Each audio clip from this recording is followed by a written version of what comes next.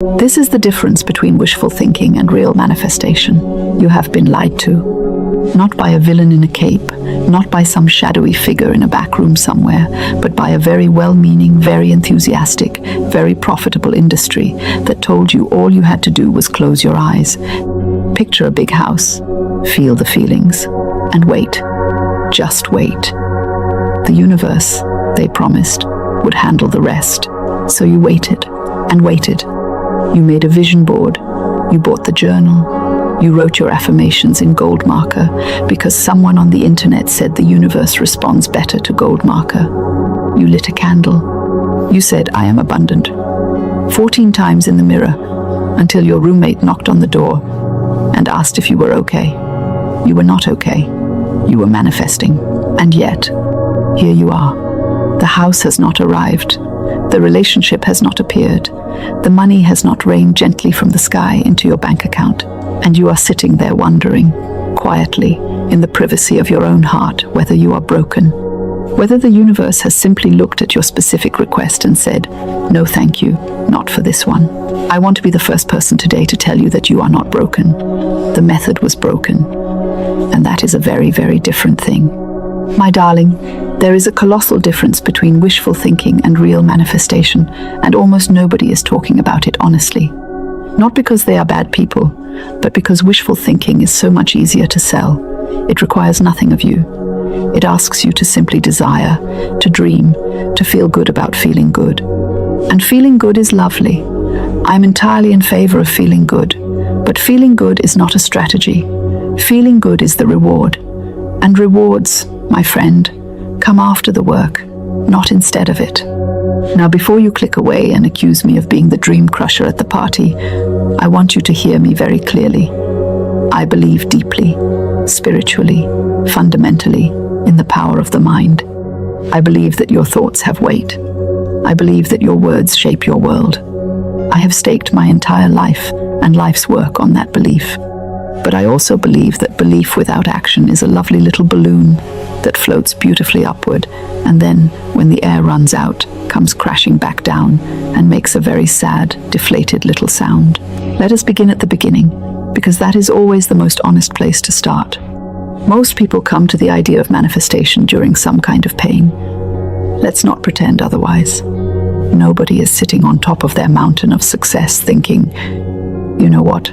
Let me look into this manifesting thing." No, you find it when the relationship ended, when the job evaporated, when the bank account sent you a notification that made your stomach drop. You find it when you are desperate, because desperation makes us open to ideas we might otherwise dismiss. And that is actually beautiful. Pain cracked you open. Pain made you available. Pain said, "The old way isn't working, try something new." I respect pain for that. Pain is an excellent messenger, even if it is a deeply annoying one.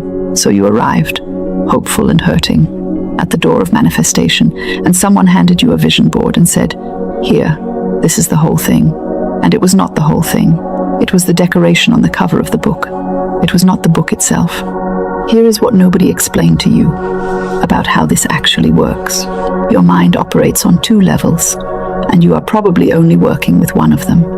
There is the conscious mind, which is the part of you reading these words, the part that chose what to have for breakfast, the part that made the vision board with such enthusiasm, lovely, necessary, but limited. Then there is the subconscious mind. This is the real powerhouse.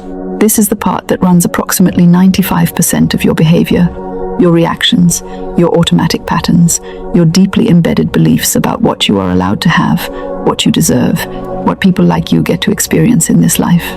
And here is where it gets uncomfortably honest. Most of us have a subconscious mind that is running programs installed when we were about 7 years old. 7. You are out here trying to manifest a 6-figure business with the belief system of a 7-year-old who was told to be realistic. You are trying to attract a loving partner, while the 7-year-old in your subconscious is quietly convinced that love is conditional and people always leave. You are trying to call in abundance while the 7-year-old is running the software that says, money is hard, money is scarce, money is for other kinds of people. This is not your fault. This is not a character flaw. This is simply how human beings are built. We absorb beliefs early, and those beliefs become the water we swim in. We stop seeing them because they are everywhere. And affirmations, wonderful as they are like throwing a handful of wildflower seeds onto concrete and hoping for a garden. The seeds are beautiful, but the concrete has to be dealt with first. Real manifestation, true manifestation, the kind that actually changes your life and not just your Pinterest board, is a 3-part process. And I want to walk you through each part with enough depth that you actually leave this video differently than you arrived. The first part is clarity. Not vague, glittery, I want abundance, clarity. Actual, embarrassingly specific clarity. The universe, God, divine intelligence, whatever word sits comfortably in your heart for the organizing principle of this extraordinary world, does not respond to vague orders. If you walked into a restaurant and said to the waiter, "I'd like something nice, please. Something good, something that nourishes me," the waiter would stare at you. The waiter needs specifics. They need to know what you actually want. And yet we walk up to the universe every single day and say, "I want things to be better. I want to feel happier. I want more." More what, darling? More of what, exactly? I want you to try something right now. Think about what you are trying to manifest. Go on, hold it in your mind. Now ask yourself, is it clear enough that you could describe it to a stranger in less than 30 seconds, and they would know exactly what you mean? If the answer is no, then you have not yet completed the first step, and you cannot move to step 2 without step 1. This is not optional. Clarity is not a luxury item in the manifestation process. It is the foundation. Without it, you are building on fog. Get specific. Write it down. Not in vague aspirational language, but in the present tense, as if it is already so.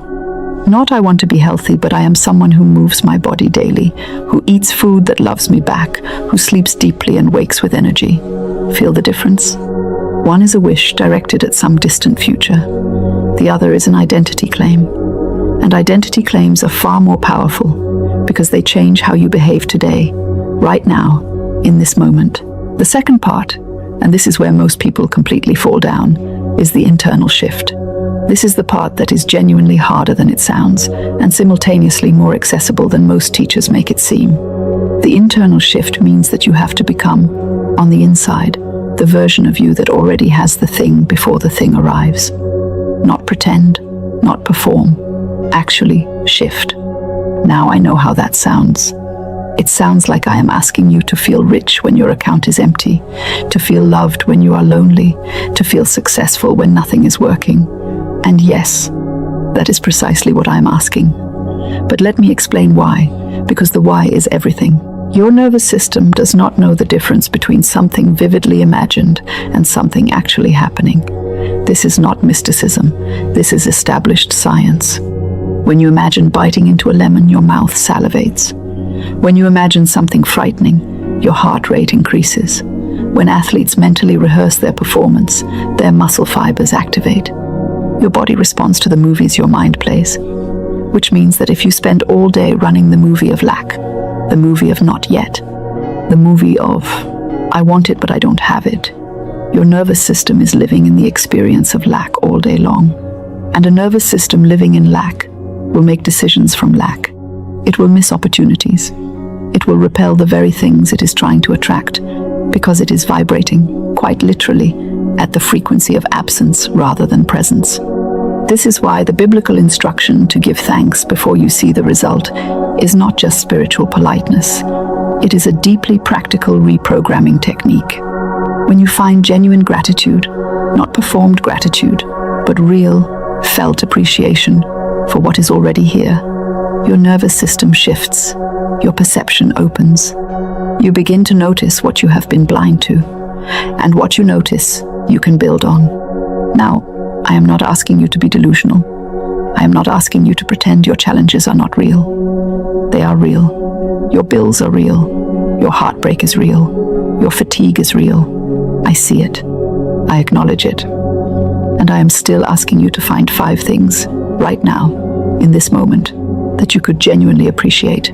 The breath in your lungs, The fact that you had the curiosity to watch this video today, the friend who texted you something funny last week, the meal you enjoyed, the song that made you feel less alone. 5 things, not 500, just 5. And feel them. Don't list them like a grocery receipt. Actually let yourself feel them for 10 seconds each. That practice, done consistently, begins to create a new baseline frequency in your nervous system. It is medicine. It is slow, it is unglamorous, and it absolutely works. The third part is the one the vision board people forgot to mention. Action. Aligned, intuitive, courageous action. Here is the thing about real manifestation that makes it uncomfortable for the wishful thinking crowd. It requires you to move. Not frantic, anxious, burning yourself out movement. Not hustling until you collapse, but purposeful, directional, daily movement toward the thing you want. Because here is the truth that nobody wants to put on a pretty graphic. The universe meets you in motion, not in stillness, not in waiting, in motion. Think of it this way. If you want to drive from where you are to somewhere beautiful, you have to start the car. You have to pull out of the driveway. And once you are moving, the GPS can give you real-time directions. But if you are sitting in the driveway with the engine off, the GPS has nothing to work with. You have to get moving before the directions make sense. This is exactly how divine guidance works. Inspiration, intuition, the brilliant, unexpected idea, the right person appearing at the right moment. All of these things happen in motion. They are given to people who are already walking. You do not receive the directions and then start walking. You start walking, and then the directions come. This is why the person who just happened to meet their business partner on a plane was on the plane. They did not manifest the partner from their couch. They took the action of getting on the plane, and then the magic met them there. The meeting was miraculous. The plane ticket was intentional. So what does aligned action look like in your life right now? What is one thing, just one, that you have been knowing you should do but talking yourself out of? Because you are not quite ready. Because the timing is not perfect. Because you want to wait until you feel more confident. My dear, confidence is not something you wait for. Confidence is something you build by doing the thing you are afraid of doing and discovering that you survived. That is it. That is the entire confidence manual. You do the thing afraid. The fear does not go away first. You go first. And the fear becomes smaller as you move. Now let us talk about something that I believe is causing enormous suffering in the manifestation community, and that is the concept of letting go. It is everywhere. Let go of the outcome, surrender, release attachment. And all of that is true, but it has been so badly explained that most people use it as spiritual permission to be passive. I'm letting go, they say, while actually they are just not doing anything and feeling virtuous about it. True surrender is not passivity. True surrender is the state in which you have done your absolute best, taken your aligned action, held your vision, done your internal work, and then you release the need to control exactly how and when the result arrives. You plant the seed, and you trust the season. But you still water the seed. You still make sure it has sunlight. You still tend the garden. You do not plant the seed and then walk away and say, well, I've surrendered it to the universe, and never return. A garden abandoned is a garden gone wild. You tend it with love, without attachment to the exact date of the bloom. This is the fine and beautiful line between faith and fantasy. Fantasy says, I want it, I feel it, it should come. Faith says, I want it, I feel it, I am working for it, I trust the timing, and I will not give up. Let me say something about timing, because timing is where people give up too early, and it breaks my heart. You do not know how close you are. You genuinely do not. The breakthrough you have been working toward could be one conversation away. The opportunity could be in an email you haven't opened yet. The relationship could be in a room you haven't entered yet. But if you give up today, because yesterday didn't show results, you will never know how close you were. The most heartbreaking thing in the universe is not failure. It is stopping 5 minutes before the miracle. So how do you keep going when you cannot see the results? This is where your inner narrative becomes the most important thing you own. The story you tell yourself about where you are and where you are going is not just psychological fluff. It is literally shaping the decisions you make, the risks you take, the people you talk to, the opportunities you pursue. If your inner narrative says, "This never works for me, I always end up back at zero, nothing good lasts," then you will unconsciously make choices that confirm that story. You will self-sabotage, not out of weakness, but out of loyalty to the narrative you believe. Change the narrative, not with forced positivity that feels like lying, but with deliberate, truthful reframing. Instead of, "This never works for me," try, "This hasn't worked yet." That yet is not a small word. That yet is a door.